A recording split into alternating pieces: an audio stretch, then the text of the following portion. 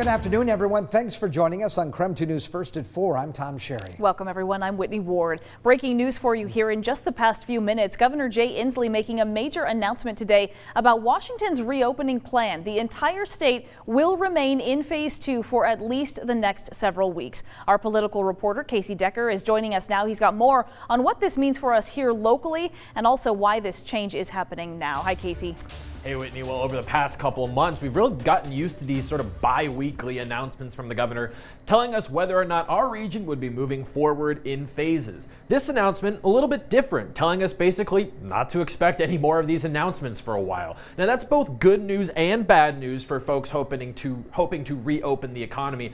It's bad news because we still don't have any information on what a phase 3 would even look like, much less when we could actually advance to one. But it's good news as well because it also means no regions can be bounced back to phase 1 anymore. Originally in this reopening plan, if any region failed to meet certain criteria, restrictions would be re-implemented. But Inslee is now saying basically no matter what, everyone stays in phase 2 until further notice. So why the change? The governor says it's because of a change in our COVID data, that restrictions, protocols, and vaccinations are working, and that the dangerous wave we saw during the holiday season is being effectively suppressed. Now, take a look at this graph here the governor shared just a few moments ago, and you can see that spike kind of right after November, going into December and early January, but then you can also see those numbers begin to go down again just in the last few weeks here, and so that good news is a big part of the reason why the governor says he's more comfortable now with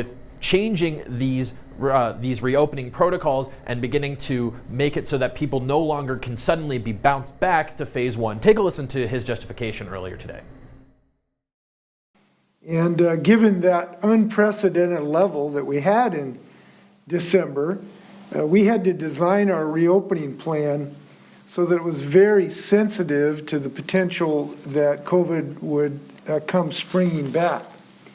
But under our current data trends and the progress we've made to knock down this third wave, they've told us that we don't need this really hair trigger circuit breaker, if you will. And so I'm really happy about being able to announce this today. So not having that hair trigger is probably going to be a relief for a lot of businesses who up until this point, they weren't really sure whether or not they'd be staying in phase 2, and that can cause some anxiety. You bring back staff members or whatever, and then all of a sudden you get bounced back to phase 1 the next couple of weeks. So this will hopefully create some stability for our region staying in phase 2 for the foreseeable future. Governor also today said we might be able to hear an announcement about that phase 3, that almost mythical seeming phase 3 in the next few weeks, but that's still a little while away. For now, I'll send it back to you guys in the studio. Whitney, Tom. A lot of people anxious to know what those phase 3 criteria will be, but good news for now. Casey, thank you very much. Thousands of middle and high school students in Spokane will also be walking through their school doors next week, marking the next step for Spokane Public Schools in the plan to phase students back into the classroom. A lot of happy parents. Yeah. It's been nearly a full year since Spokane Public Schools shut down in-person learning because of COVID-19. Students will now transition to a hybrid schedule beginning March 1st. 2 groups will rotate days spent in the classroom to abide with health and safety protocols. I personally have a fairly negative opinion about going back at this point because I'm a senior and I have 5 AP classes. Students will continue to virtual learning on their days outside of the classroom. Upon their return, new protocols such as daily health checks and the usage of masks will be in place. Happening today, the Coeur d'Alene Public School Board is voting also on resuming in-person classes full-time. This means that schools would be returning to class 5 days a week. The meeting is currently happening this minute. It's being live streamed actually on the CDA Public Schools YouTube page. So right now we know that students are attending school 4 times a week, with Wednesdays being used as a remote learning day. Coeur d'Alene Press, which is a KREM 2 News partner, is now reporting some teachers are in favor of the remote learning on Wednesdays, saying it gives them more time to work with struggling students, while others have showed more of a mixed response. So coming up tonight on KREM 2 News at 5 and at 6, we're bringing you the latest from the vote and those results. In the meantime, the sun came out, the snow stopped falling, and now it's melting really fast.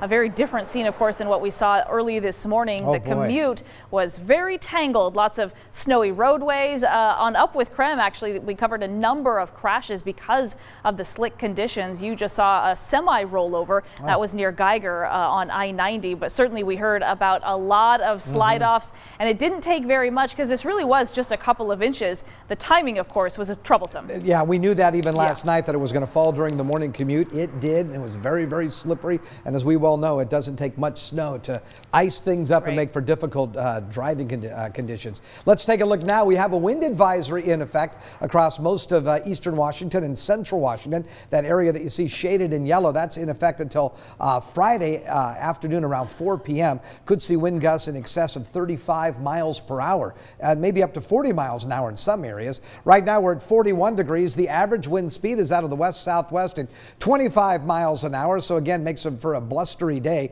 No snow or rain currently falling in the Spokane area, but to the south of us, down in the Washington and Idaho Palouse, it's mostly rain in the Washington Palouse, and then changes over to snow as it gets into the Idaho Palouse and certainly into those higher elevations.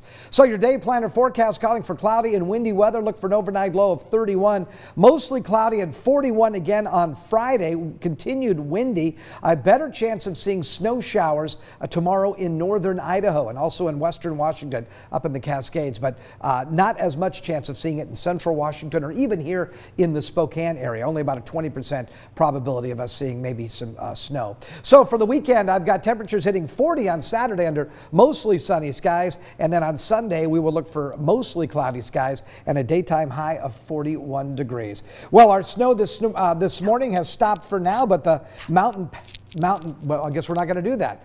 Mountain passes, as we talked before, are looking pretty passable, at least in western Washington. I'll have a look at the tower cams, the web cams from Snoqualmie as well as Lookout Pass coming up in a few minutes. Sounds good. We also do want to warn you that the details of this next story can be kind of disturbing. A Spokane woman was found dead in her home just days after winning the jackpot at Northern Quest Casino. Spokane police say because of the condition of her body and clothes when they found her, they do not believe her death was of natural causes. That is according to a recently filed Spokane County court document. The medical examiner did identify the victim as 47-year-old Jenny Jones. Her family told investigators she actually won the jackpot last Monday. She also shared that information with her neighbors and her apartment manager. Her stepfather told detectives they couldn't get in touch with her for 2 days, so he went to check on her, and that is when he says he found her body. Police have not identified any suspects at this time. However, the victim's family does believe that Jones died from a medical condition.